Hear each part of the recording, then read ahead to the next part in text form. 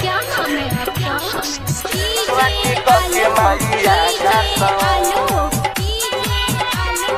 कहाँ घर है?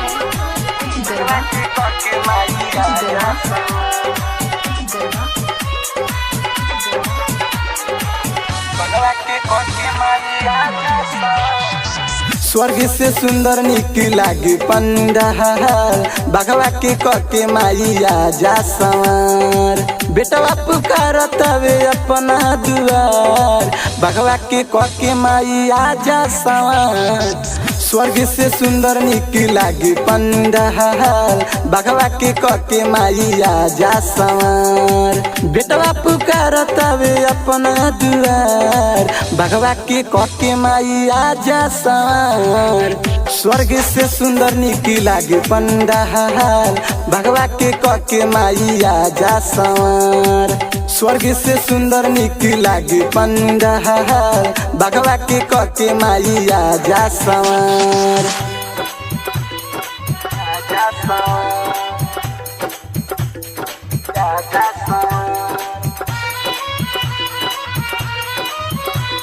बघवा के कके माइया जा संवार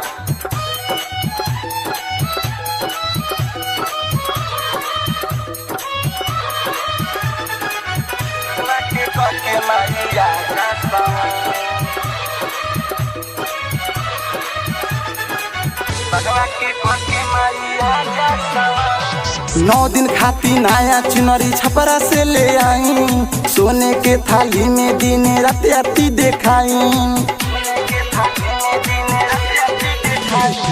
9 दिन खाती नया चुनरी नगरा से ले आई सोने के थाली में दिन रात आती देखाई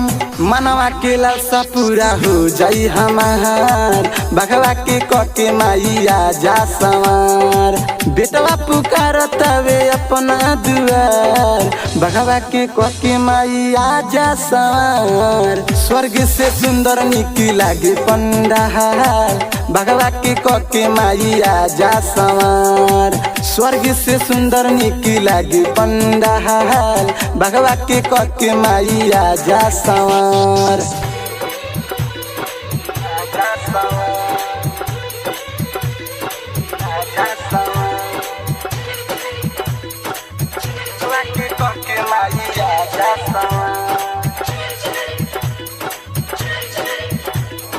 क्या नाम है आपका? आलो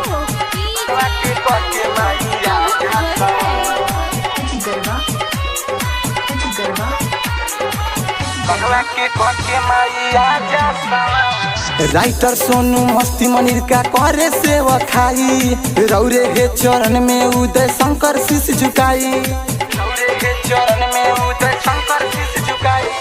राइटर सोनू मस्ती मनिर का करे सेवा खाई रौरे हे शरण में उदय शंकर शीश झुकाई कदी चंदिर का पताया एक बाहर भगवा के कके माइया जा संवार बेटवा पुकार माई अपना दुआर भगवा के कके माइया जा संवार स्वर्ग से सुंदर निक लागे पंडाल भगवा के कके माइया जा संवार स्वर्ग से सुंदर निक लागे पंडाल भगवा के कके माइया जा संवार।